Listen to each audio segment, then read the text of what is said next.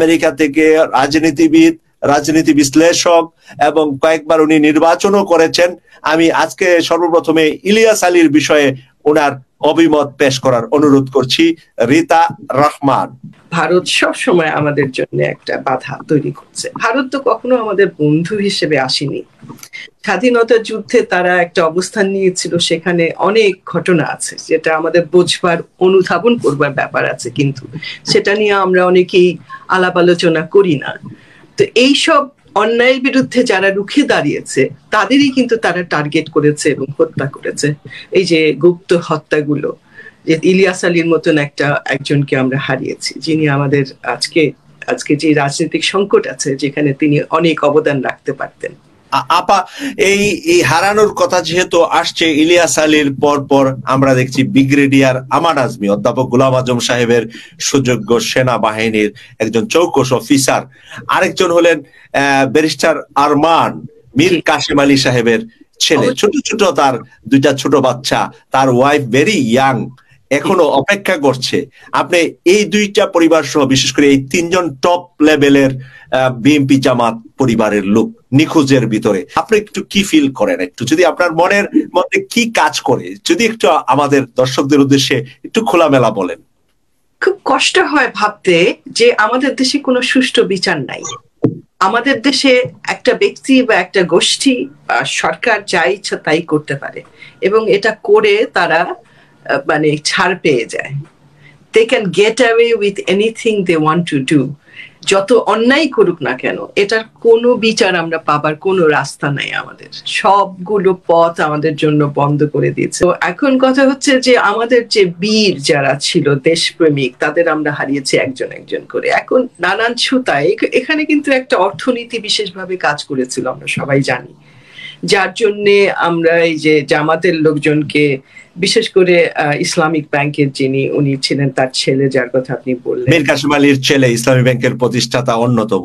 এই ব্যাংকটা ছিল পৃথিবীর সেরা কয়েকটা ব্যাংকের মধ্যে একটা, third of the in the world, third হয়েছিলেন নাকি, পাঁচটার মধ্যে একটা, মানে একটা বিখ্যাত ব্যাংক এবং সফল ব্যাংক। সেটাকে কিভাবে তারা ষড়যন্ত্র করে বিভিন্ন ভাবে তারা করলো। এবং দেখেন, আমরা এত শিক্ষিত, আমরা অনেক এখানে একটা বড় শিক্ষিত সচেতন রাজনৈতিক দেশপ্রেমিক গোষ্ঠী থাকা সত্ত্বেও তারা কিন্তু একের পর এক এই ঘটনাগুলো ঘটিয়ে যাচ্ছে। আমরা কিন্তু কিছুই বলতে পারছি না বা কোনো পদক্ষেপও নিতে পারছি।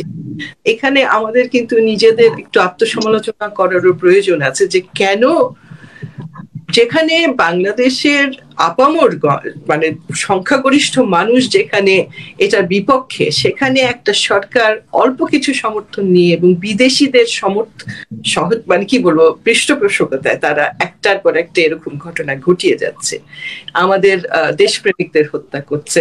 বেগম জিয়া আমাদের বিএনপির নেত্রী, ওনাকে দেখেন কিভাবে অন্যায় করে তাকে সুচিকিৎসা না দেওয়ার জন্য তাকে এখন তিলে তিলে হত্যা করবার পরিকল্পনা নিয়েছে এবং করছে। আমরা দেখছি, তার ছবি দেখলে হৃদয় খুব মনে কষ্ট হয় যে তিনি কত ফায়ারি একজন রাজনীতিবিদ ছিলেন এবং বাংলাদেশের ইতিহাসে, অনেক কন্টেম্পোরারি ইতিহাসে, সাম্প্রদায়িক ইতিহাসে উনি কিন্তু সব থেকে জনপ্রিয় নেত্রী, রাজনীতিক। আজকে তিনি হাঁটাচলা করতে পারছেন না, তাকে কোথা থেকে কোথায় নিয়ে গেছে। এগুলো সবই ষড়যন্ত্রমূলক। এখন কি বলবো, বলে কিন্তু শেষ করবার নাই।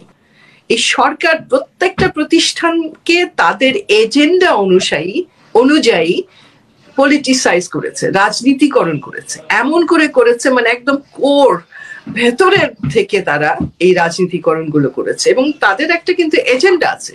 সেই এজেন্ডা দেশপ্রেমিক এজেন্ডা না, এদেশের ভালোর জন্য এজেন্ডা না, এই দেশকে অকুপাই করা 100%, সেটাই হচ্ছে তাদের লক্ষ্য। এখানে কিন্তু ঘুরে ফিরে একটা জায়গায় আমাদের ফিরে আসতে হবে। আপনি যে বলছেন এই নির্বাচন, কিসের নির্বাচন? এই নির্বাচন কোনোটাই সুষ্ঠু হবে না। সরকার পরিকল্পনা করে সবকিছু করছে, যেটা তাদের প্রয়োজন, তাদের এজেন্ডা অনুযায়ী সেভাবে তারা এগুচ্ছে, 1, 2, 3 করে এগুচ্ছে। আমরা জনগণ কিন্তু, এদেশের জনগণ কিন্তু খুবই সচেতন, তারা কিন্তু সবই বুঝতে পারছে, কিন্তু তারা রাজনীতিবিদদের উপরে নির্ভরশীল। কারণ আপনি জানেন যে কোনো আন্দোলন হওয়ার জন্য, বিদ্রোহ হওয়ার জন্য আমাদের পলিটিক্যাল লিডারশিপ প্রয়োজন এই লিডারশিপটা এগিয়ে আসতে না পারে, সুষ্ঠুভাবে যেন এই আন্দোলনটাকে শুরু করতে না পারে, তার জন্য কিন্তু আমাদের এই বর্তমান সরকারের সঙ্গে সঙ্গে যারা তাদের মদতদাতা, যারা তাদের পৃষ্ঠপোষকতা এবং যাদের এজেন্ডা বাস্তবায়ন করছে বর্তমান হাসিনা সরকার, তারা কিন্তু একটার পর একটা পরিকল্পনা করছে এবং সেটা বাস্তবায়ন করছে। প্রশাসনিক যে ইয়েটা আছে, স্তরগুলো আছে, সেখানে কাকে কোথায় কি অ্যাপয়েন্টমেন্ট দিতে হবে সেগুলো সব নির্ধারণ করে দেওয়া হয় বাইরে থেকে বলতে গেলে, সরাসরি বলতে গেলে ভারত থেকে করা হচ্ছে। কারণ এই সরকারের তো কিছুই করণীয় নাই, সে তো অন্য একটা দেশের বা অন্য একটা গোষ্ঠীর স্বার্থ উদ্ধারের জন্য তাকে এখানে সিটে রাখা হয়েছে। করবার তো প্রশ্নই উঠে না, কারণ আমরা যখন বাস্তবতা দেখছি যে এই নির্বাচনগুলো তো ছেলে খেলা, এগুলো হচ্ছে একটা যে কোনো ভাবে একটা নাটক করে তারা তাদের ক্ষমতাকে, তাদের যে মেয়াদটা শেষ হয়েছে সেটাকে বৃদ্ধি করা। তো এটা তো কোনো নির্বাচন না, সেখানে বিএনপি বা কোনো রাজনৈতিক দলের যাওয়ার তো প্রশ্নই উঠে না।